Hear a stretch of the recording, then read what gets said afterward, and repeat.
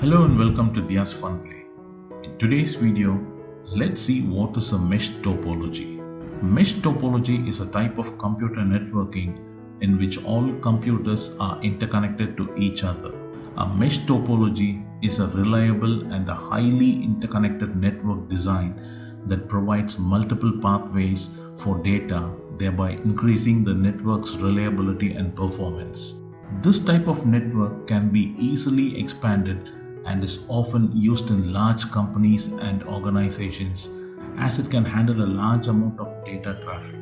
In this network topology, every node is connected to every other node in the network. One of the main advantages of mesh topology is that even if one node in the network goes down, the rest of the nodes can still communicate with each other.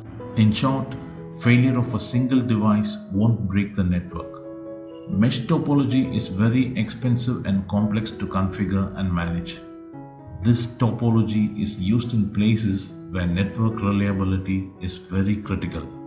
Thanks for watching DS Funplay. See you in the next video. Subscribe for more videos. Why not subscribe right here, right now? Don't forget, press the bell icon. The choice is yours.